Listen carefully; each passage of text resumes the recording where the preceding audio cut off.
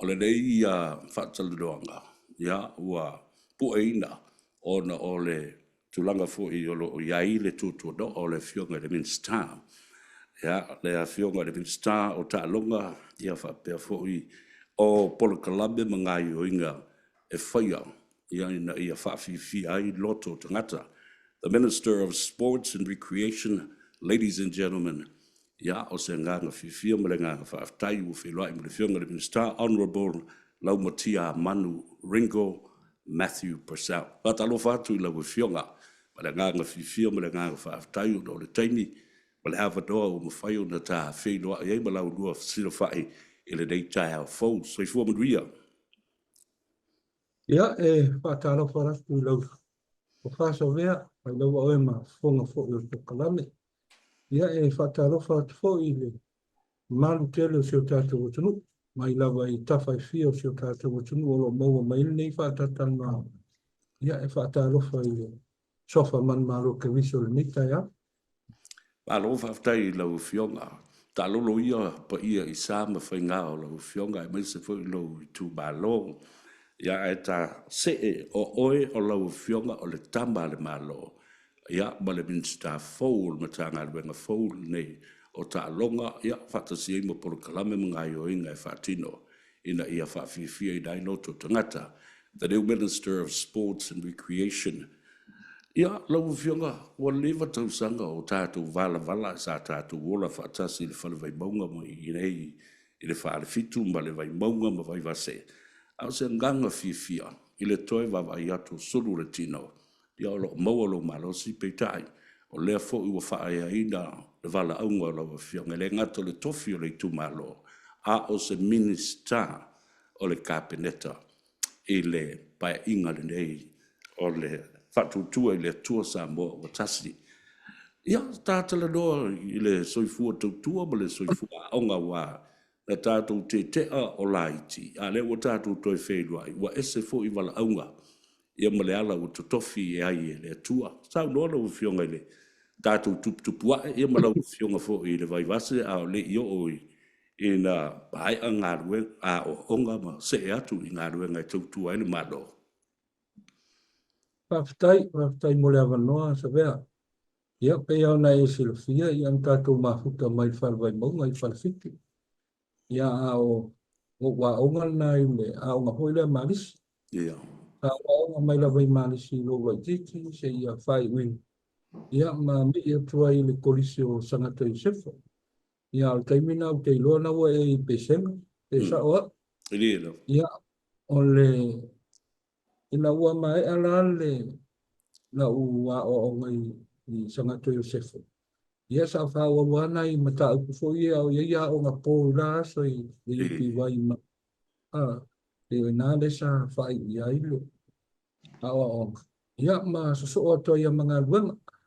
Ia o la ngā luenga mua o ia ile ho tau kuai ho lele kuai ia ma koi mulwai. O le haido wei pe o ingano o amatai. Ia ele I umila so taimi na pe ele ato se tausanga. Ia o sau lo o sue ngā leo. Ia peila o ina le sa amataila unga lue I malo. Ia mai le lua a feiwa sa lau walwonu. Le sa o ngā lue lua ntanga venga leo. Se ia pa ia mai le lua a fe ma leonu. E lua sipul tausanga o ngā lue ntanga venga leo. Ma sa o au sia fo I le tulanga o sa tingi sinia.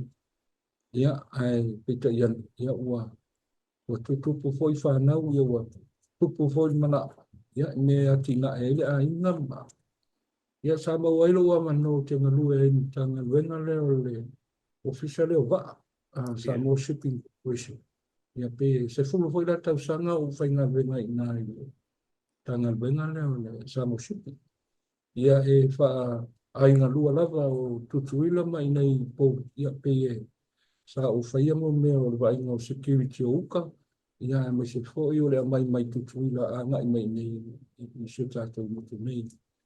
Sisi fo, I le taimi lava lea, o le lua whema leo no, sa o mawai fo I le singa venga o le security advisor I le Chaika, vain fo I lea sapani leo o whamautui.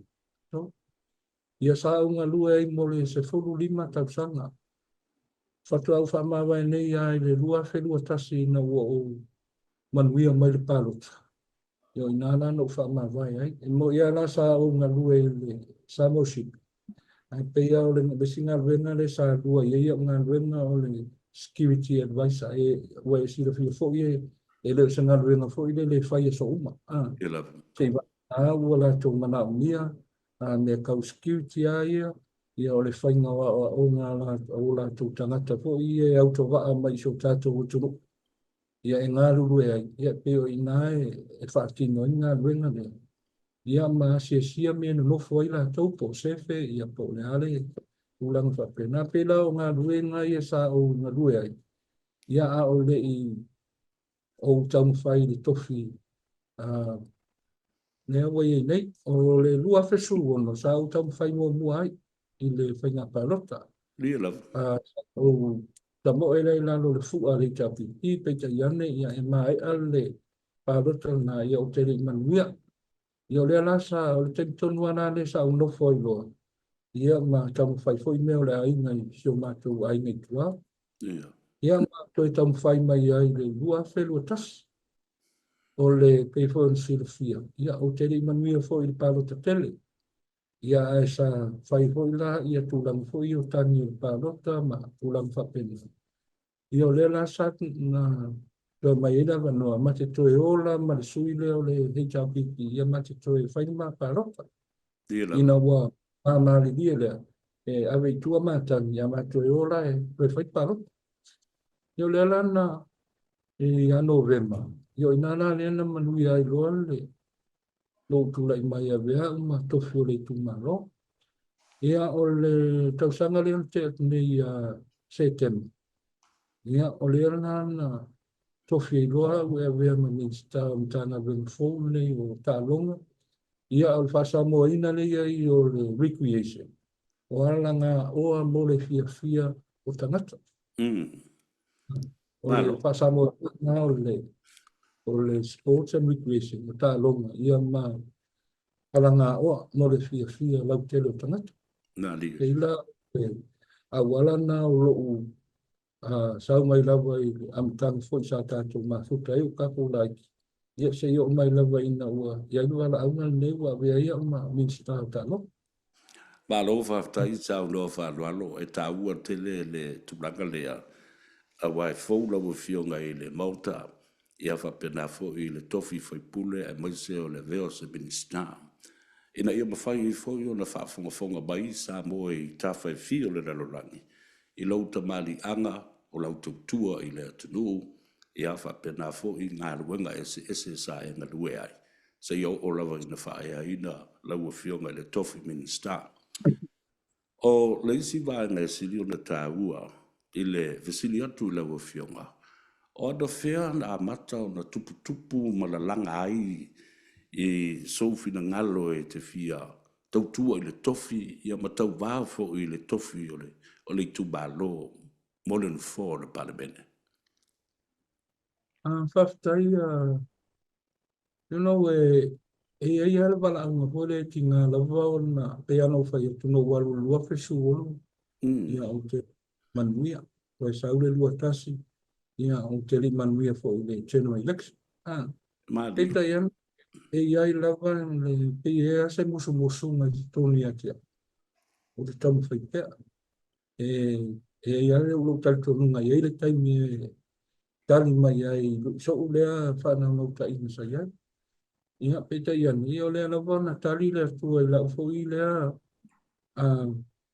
whatawana. Ia ta te fia o iai le kulanga lea i le tofi.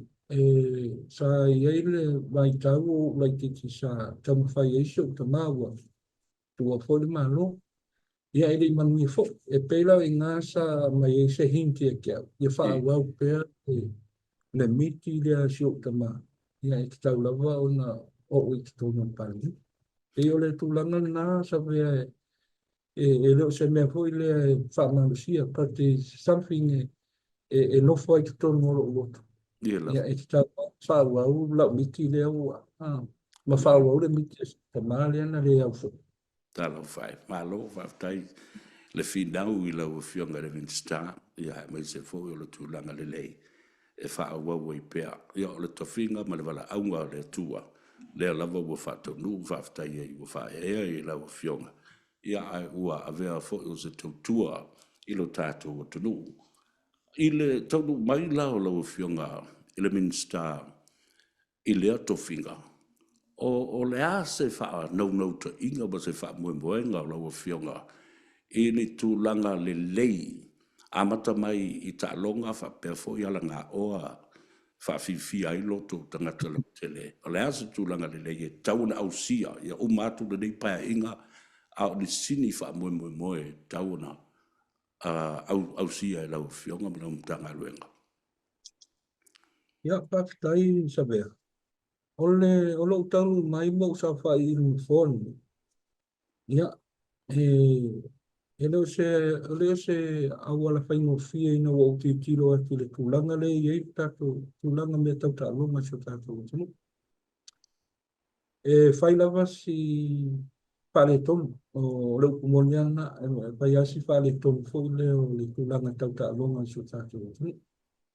Ia ona o le sai lalo ntanga luenga wa onga ia ta longa. Ia o ta longa fo e leo se mea la ititi. E faisi te leo le tanga luenga nei pe afua ia I lona whaatulangana le wa iai. Ia mo le sila fia lau whionga sa vea. O le sports a ia sai lalo tanga luenga wa onga fina ngalo le malo ave ese mai sports ia ki na e sports. Ia ta longa. Pa popolola ia ima alanga oa lea. Ia e ati na. O le tilo le malo po va ai mamao le malo. Ia I le tulanga leo le recreation. E tasi le va e ngata ua o tanga luenga. O le whaatupu pe whaini va e nga fo I o iai o tātou tangata. Ia ia maua le fia o whatata inga mo me o paka. Paka fo I mambo le sila fia lau fiong. O le teimil nei e lua paka laua mai lalo ni tanga luenga. E amata ni tanga luenga. O le paka fo I le itu o le whalo le malo. Friendship Park. Friendship Park. Ia malesi pakala to sana I ma hitanu, ma le tustala o le malai fatu. E la ia mtanga wena le wai lalo a minia ia paka iwa mai. Ia e amata baba ai e mtanga wena nei. Ia ini awala fo I pole a se whainga ia. Ia ini mea e watu o tatu tangata whawhiwhia ai ma nofo ai, whasawiri ai.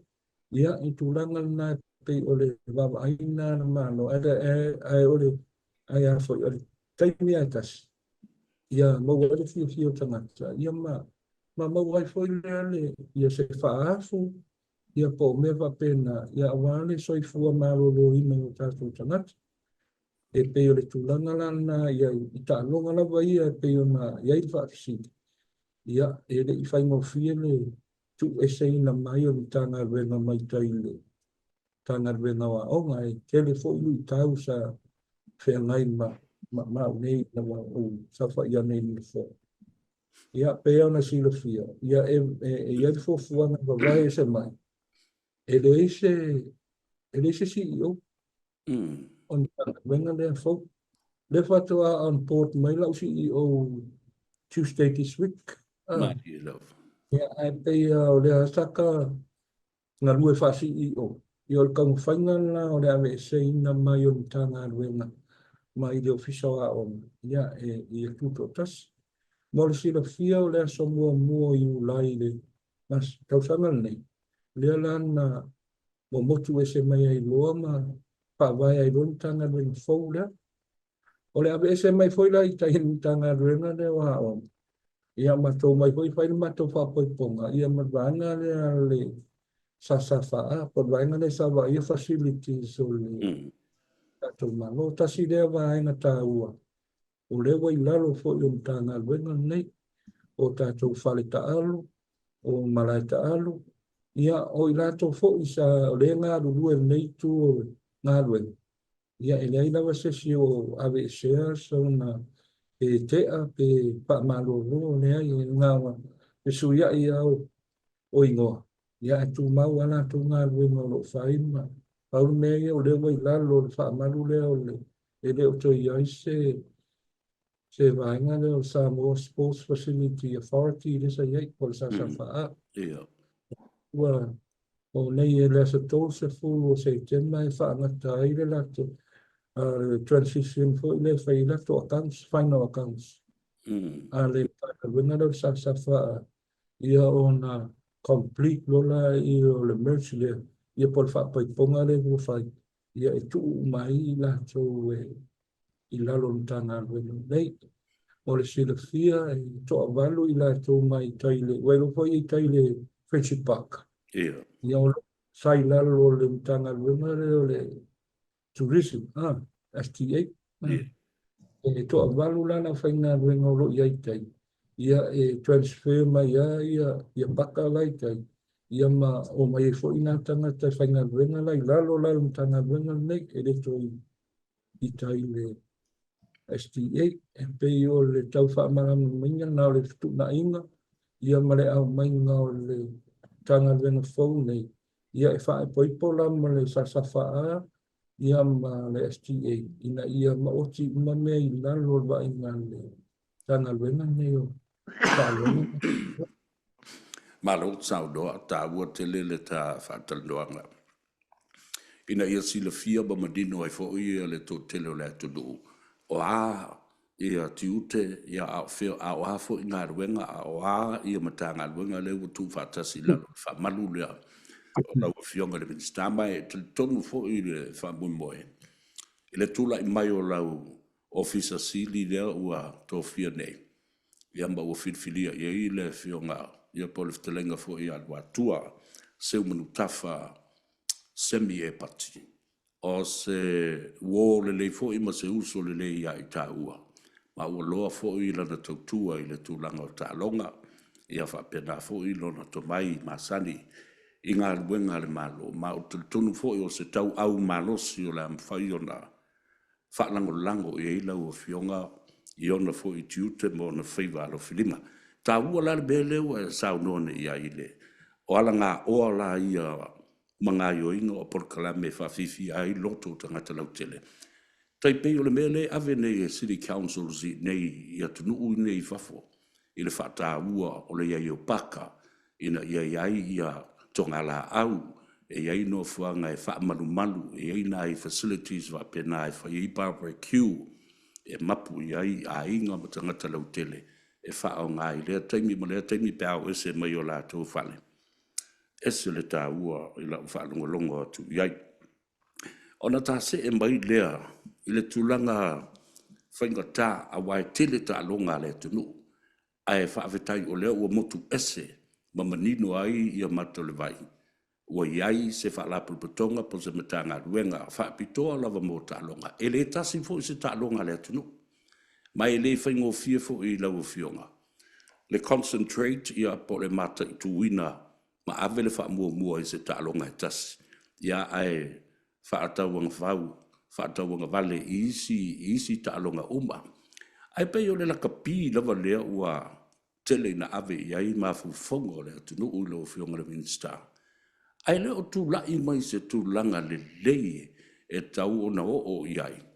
A mata mai ai lunga i le whaatumtumunga le Board of Directors se ia o mai ia lātou officer sinia mo officer sili se ia o mai i whai a onga o mai i tamata alo. Wato i titi ale i se vai panoa o le laka pi malona whaatulanga ina e le o tu lai mai ai ni wha le tonu lau whionga le minsta ma le whaafonga le atunu. O le ase au wala e ma whai una fo i ai. Ma toi sila ina ia toi au talu a toa le mele. Ai maise lava le tūlanga pangatia leo o iai nei. O le lava o se tupe whaatino ai ia tina ia whapena fo i malanga o lo fo e o i whafo ina ia maua ele to mai. Ia ma whapena no whamasani tama in this professional era lau a whiunga le minsta. Malo whaftai lava te vea. I le tūlanga fo i peo na e sauno i ai i Và anh yêu sport thì sao đấy ili kasih kita longo ave ini và ai yang tangan bueno oleh terminei lo ngalu ele tangan bueno oleh ofisili le Johnny Chen ile tu la phone Ia. ok ai la também se tem me tem por lá tu la phone uma almen por si lo fia ole tu la phone lo fa ngai o yentanga bueno terminei ya ole tato tu la phone ho ile sai la lo le youth and sport Ia.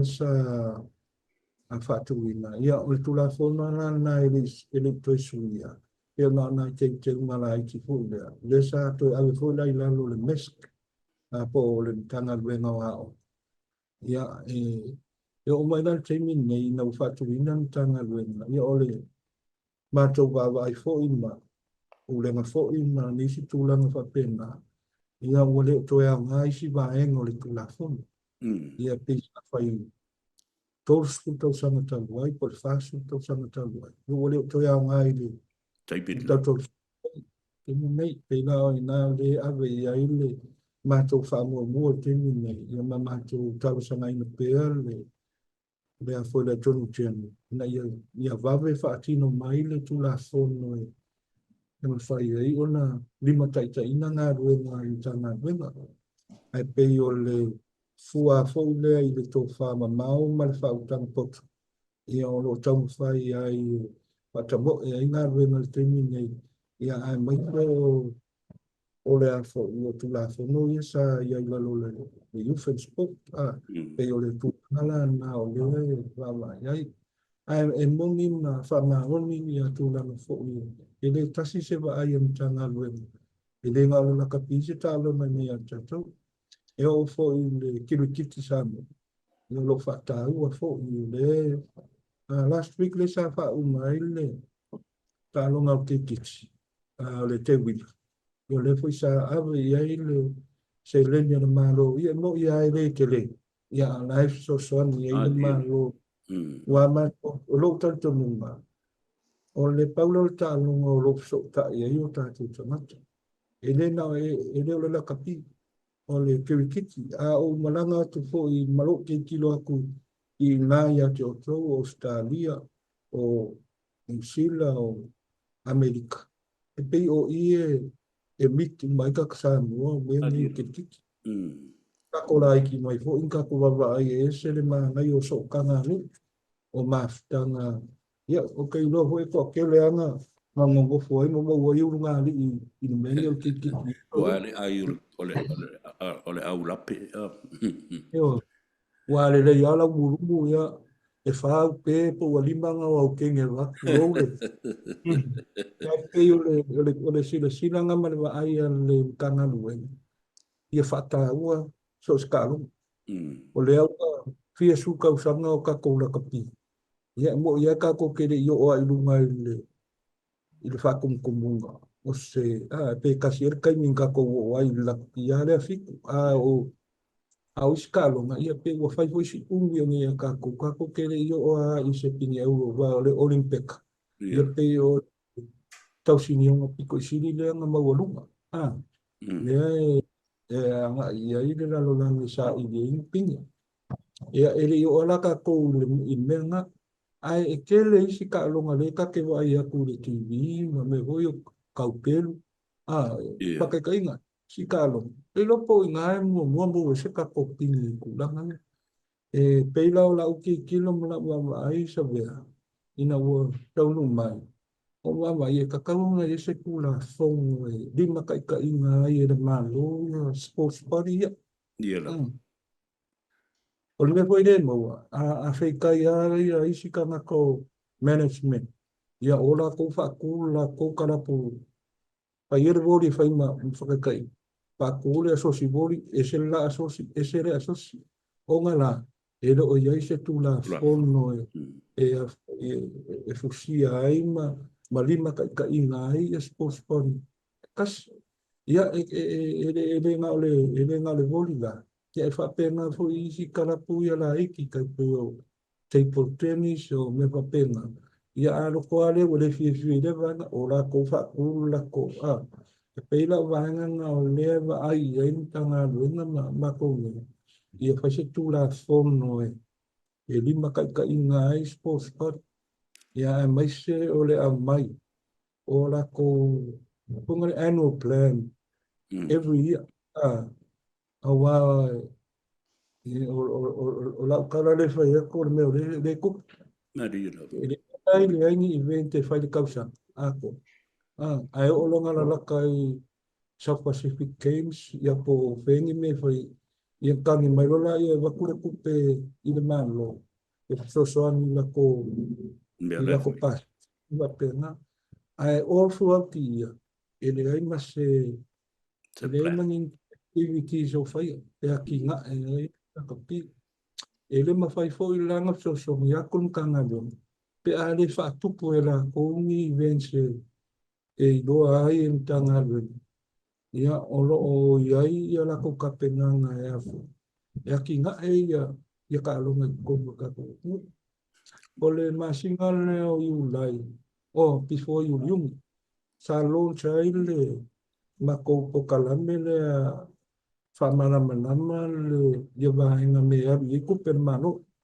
na ri me na va ku pe ide fa la po ma le sports story ma le pico ia sa lama ma ia le attendance ai ai tanaka ia ma se sidi na le ia ma le ram kalang fo le e ka kawa nga le se ku pe le ka longa ma le ka longa o la ukali e weekend e ma fai but ai a umal ka usang fa ku pe le se ko me o fai na le la pe i ku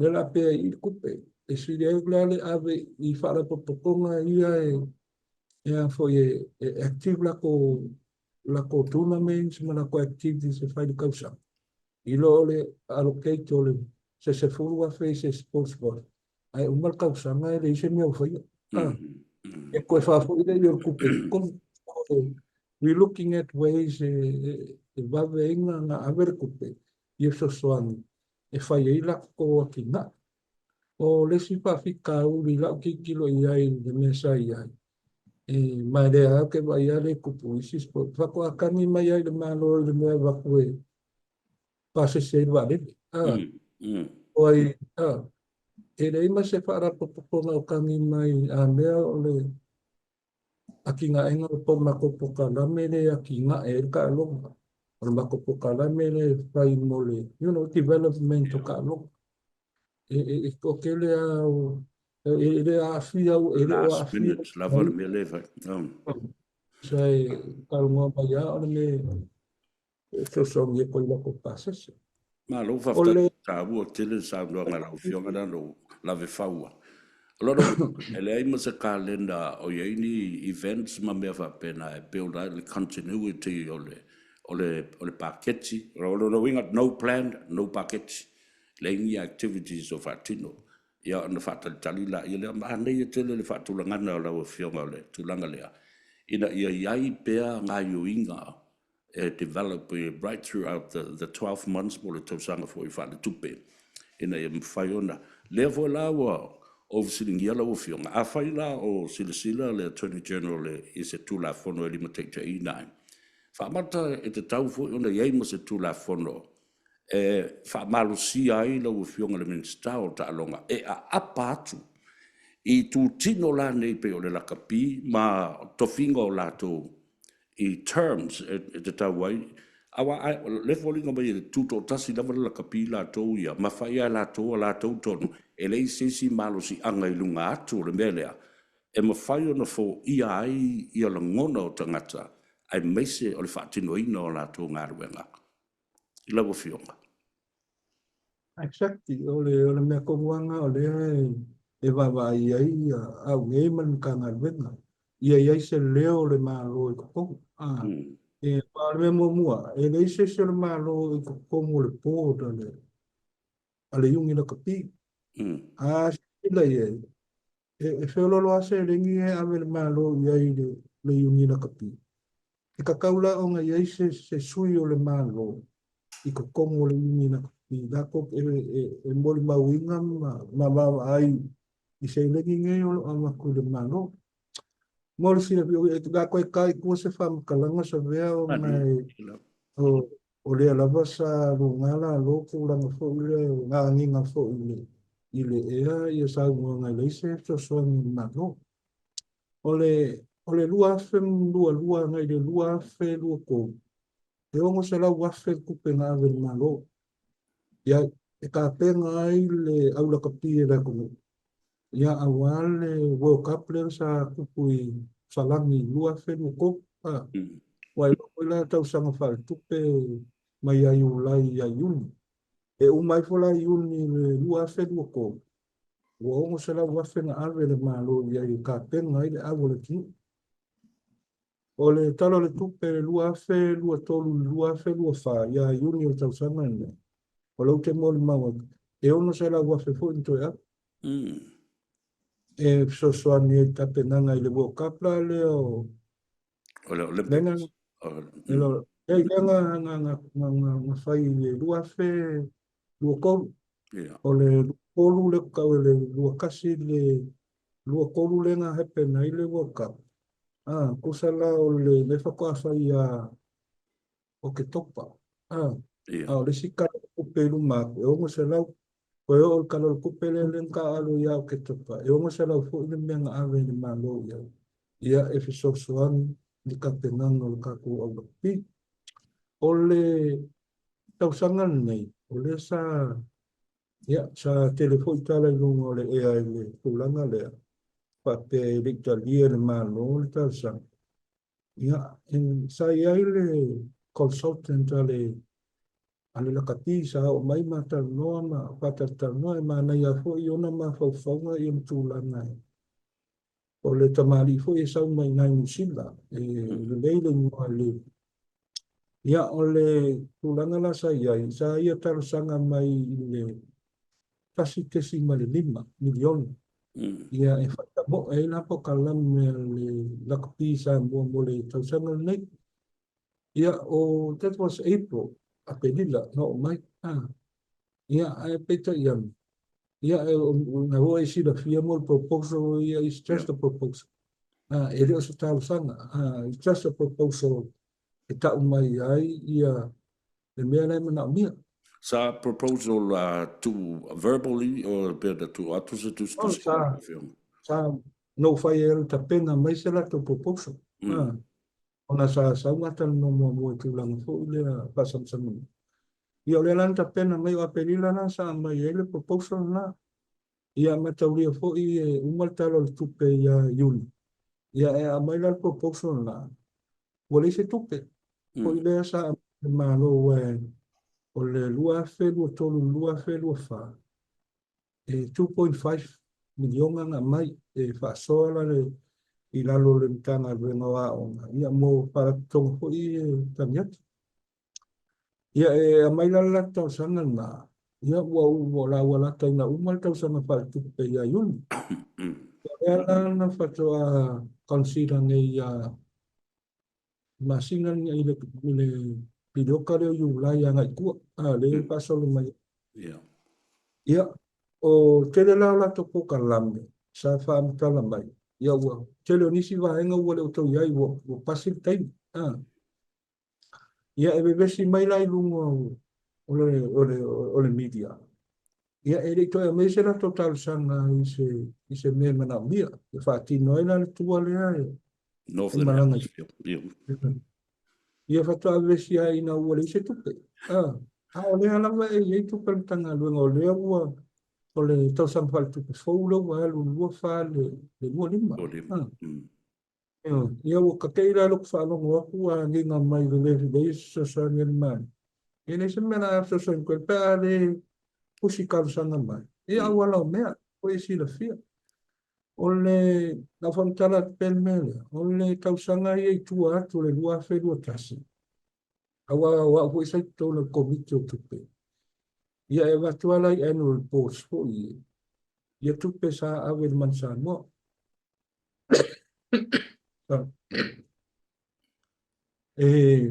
tol se lau lima skul wafe ave nalo.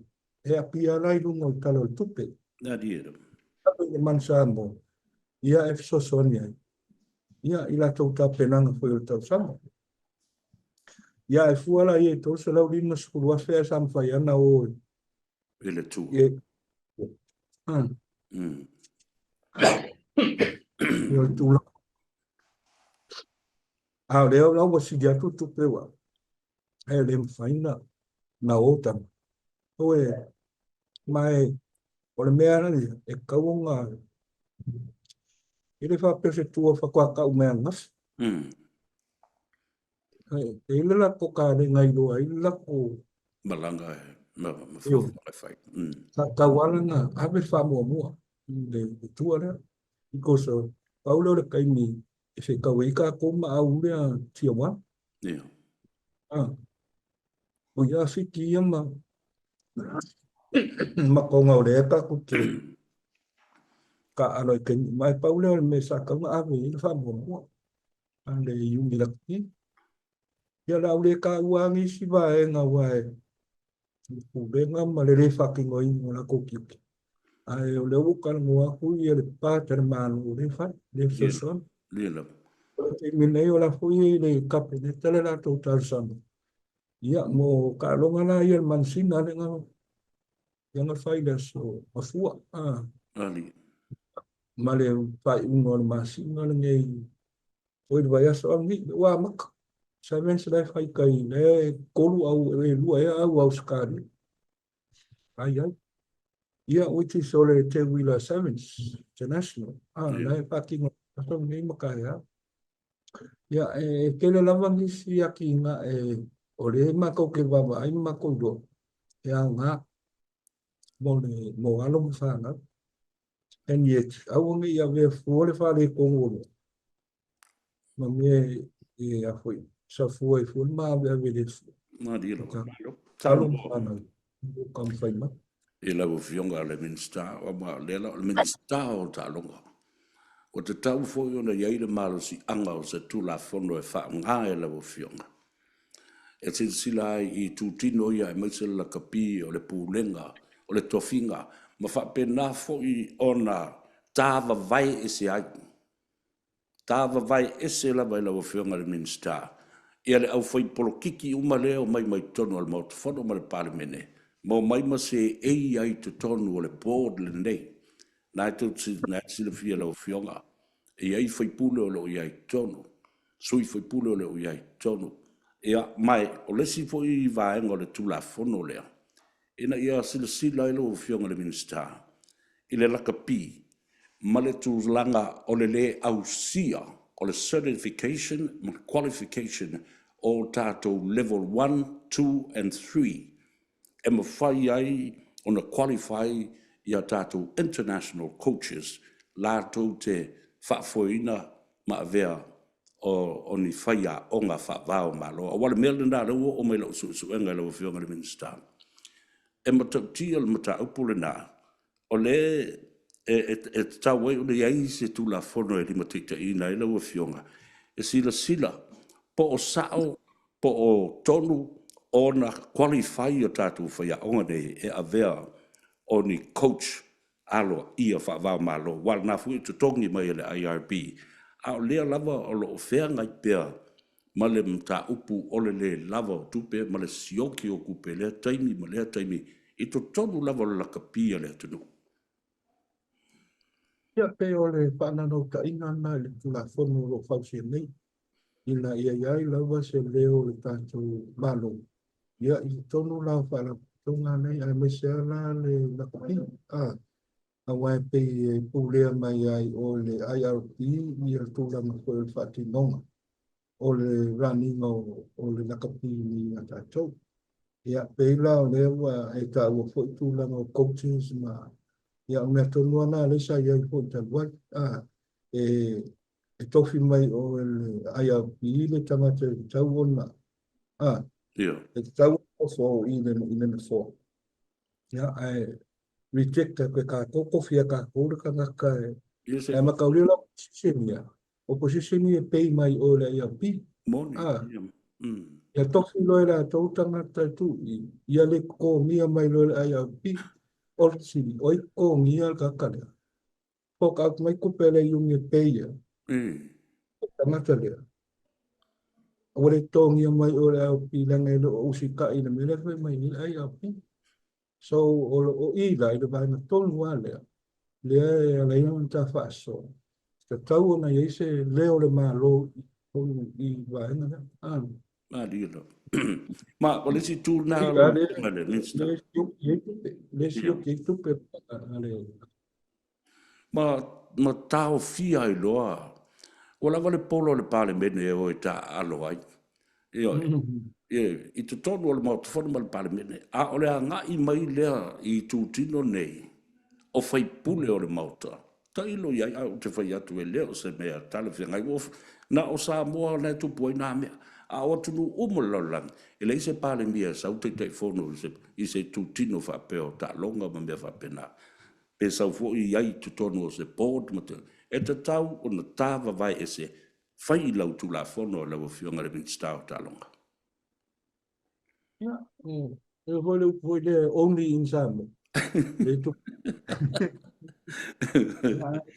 e foi ole no ta inga na o nei man ta na luena ina ia mo fai ona fai se tu la fono ia sao ai se leo le malo sto nuna para tonga nei a me se ale la kapi ia o le soka fo i lisi para tonga wai le o ilalo le sesno ka e ana le lusu viva sports party la ilalo tanga wenga e le stala ilalo le sesno ka e pe o ao ilo ia ila ilalo kiki sa moa ma isi a ta longa i o le soka ma le wala ngenga fi ila kapi o le challenge le wai ilalo pato suli mai ile o ia ile na le sesno ka ia peila o tūlanga na i lau wawa ai man mako kilo.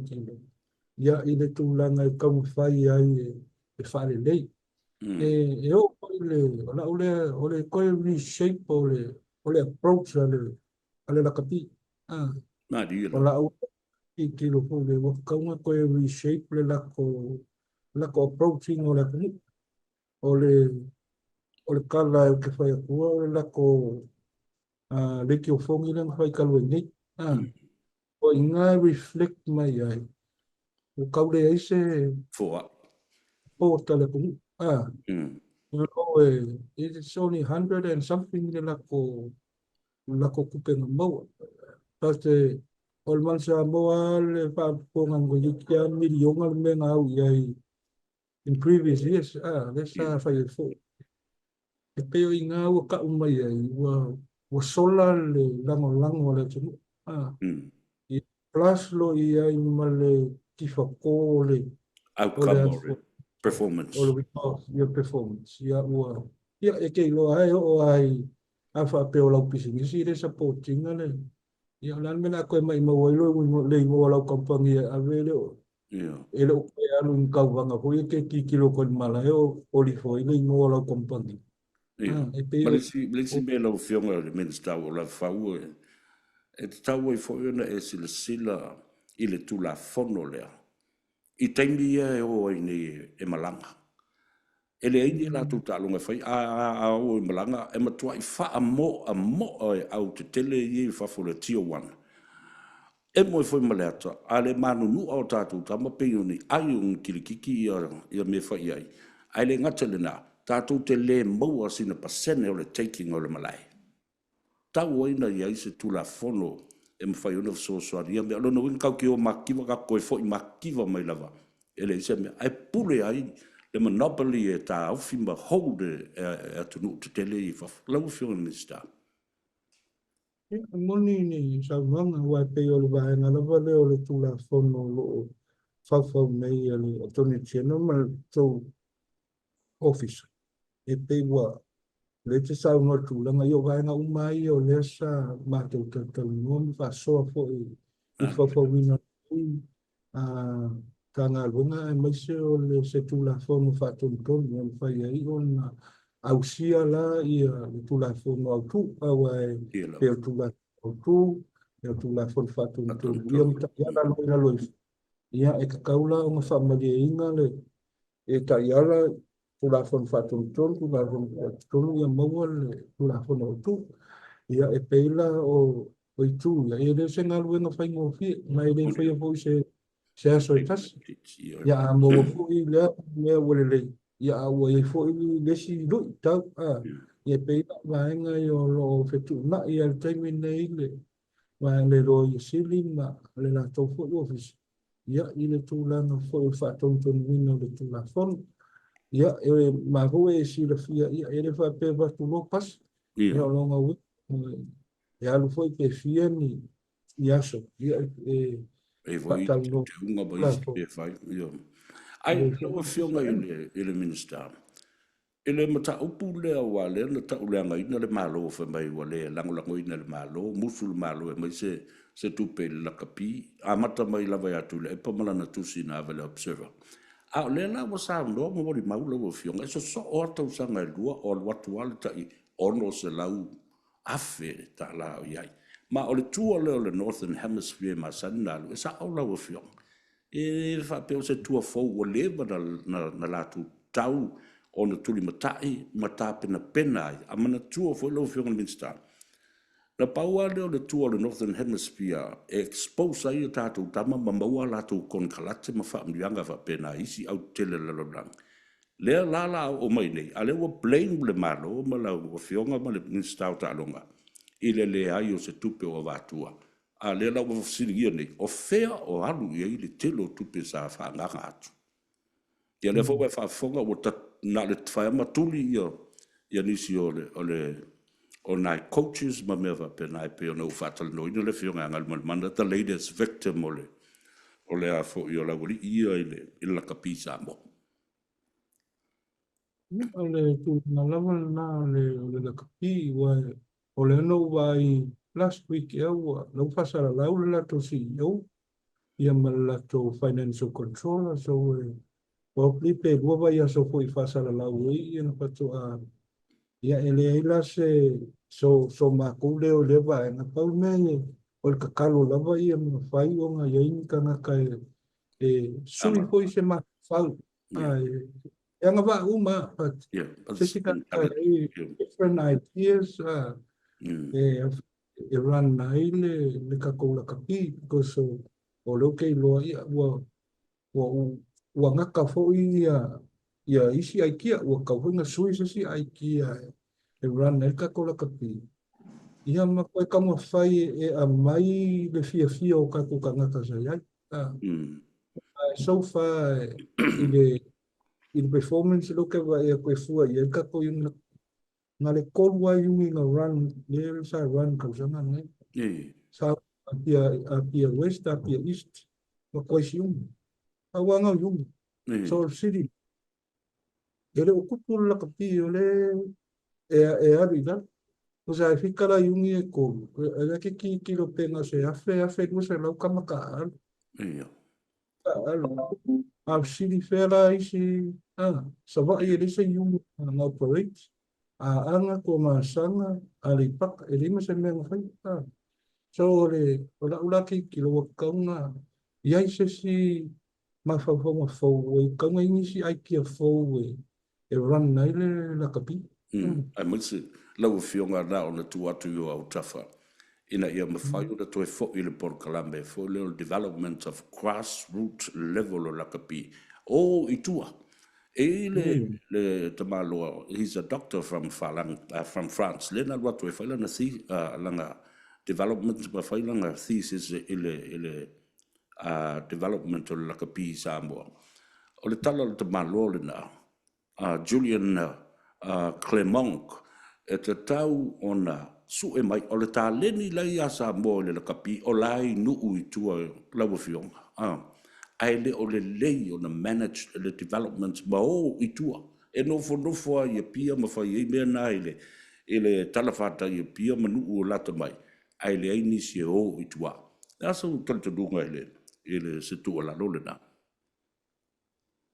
sa o leo te le wha ngalo na fau tuanga mta ua awa e pei o le mangalo na mua na lewa matal noe malua tua ma di la Mo sila fia lo I ko kongo curriculum a o primary school college. Ia mea I o le PE ia pe kasi dem ka upu sa ka ko fia ia so la le PE. Physical education. Yeah. Kasi o le taimini e mo I o lai ko kongo curriculum. Ai reo koe wha malusia le whainga o se PE. Por me whainga o ka ai ka ko whanga wala popoa la iki mea wala popoa. Ia ngala ai o ka mai ki ia e fua le environment e ola le ka mai ki a whai anga le wakua I la onga TV ke fong ia e leise kai ni whaafu o ka mai ki ai pe o le pi ni le I la o pe o I sa ka ko fia fia e kuri le pi I wafu e ka whaua ai o le ma poku poro ke ki mo muanga ma lua kua le whatulanga o le grassroots maka mai ko kongo a onga ia ka ko wo le kua le ia wai ka ko nga ka inga sa ai maka ko kai mo sa ka ko o sa ia ia faya onga faya pi le kai mingi ia wo le ko inga faya onga pi a ko ko ko ni si faya onga ni si lang fa wo le ko fa malusia Yeah. o le sa o le e ave solo la u ka sanga fo ya sanga Yeah. ele mo ina I faya onga fo le mai e so songi mai le training o ka ko faya onga Yeah. ia mo PE teachers PE faya onga ko kongoa o ia ma faya yo ma ku le po kala me ele ngaka ku le ya ngai ko kongoa o ia le o fo lai ku e ka kaunga I ngai ingi o ka ko ka ngaka mai eu mai onga na ia onga ni ia fai ngā ko coach la ko au la ka pi au soka ma me fa pena because ele ta ko mai ka mai ki ai le inga ka o nga ka mai Morning love. o la nga o le ma ai fo ya mo ka na lo ingi a wala so so ni mai ai o sainga o Australia o New Zealand le e ave ai ama ko ku fi ho ile so so ni mai ia ile a o nga trainers e nga ko trainers o lo fali ia e pe o pata ko ala le o crossroot e ki kanga venga ma me ia I kulanga ia vave ia ma ko refill le cap le o faisi si vake ia o le ia ingi fa ia ma ko le Malo.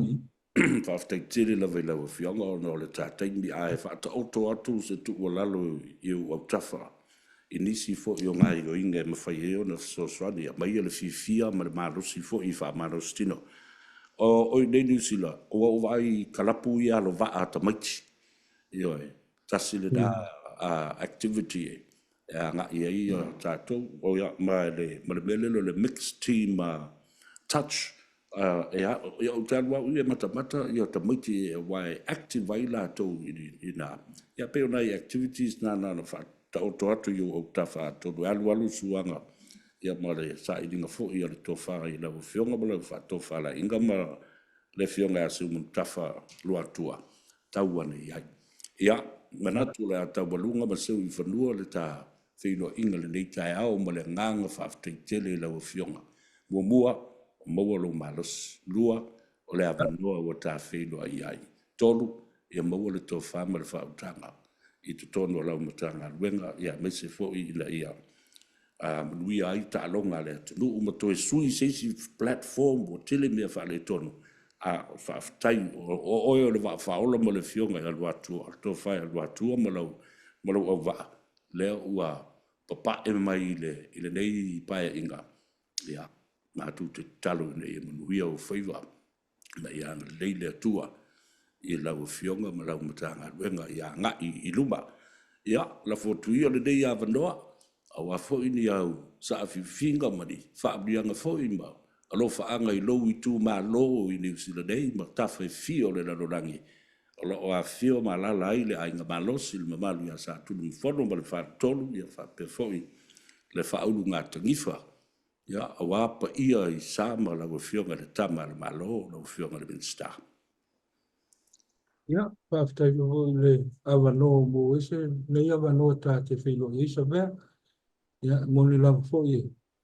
ta to te pisia ia I fe am fai ore aso mo le aso ia sa mia la vai le li lao pa pe nei tatou te whenua iai. Dila. Ia me nei te me mo le to foi ia pa malulunga i foi se ngana ua sasi po ua sala. Ia e tal tonu lava matua atu ina. Ia o sa mo lo whafonga mai so se tafa o si o tatou e lope nei. Ia e mori atu ala whaanga mai le tanga ruenga foi o tālonga. Ia mahana ngā oa mo le fia tangata. Ia nisi foi o le whafonga mai o le tatou tu malo mai lavai ni walama se pa ia nu so tia manu. Ia pa manuia le tua i fofuanga. Mwhai wa mo o tau a manoa fia mai nei sa moa. Ia a manoa muli nu e whai e o tau IT.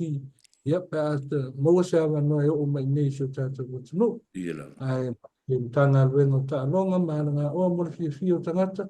Ia mori atu le nganga whaafitai lau. O whaasa vea ia tusai mai tā tanoana. Ni aso mana whaarap. Ia, whaafteitere lau fionga, whaasoifua ia, ia mria o Ia. whiwa. Ia, whaasoifua. Ai rap.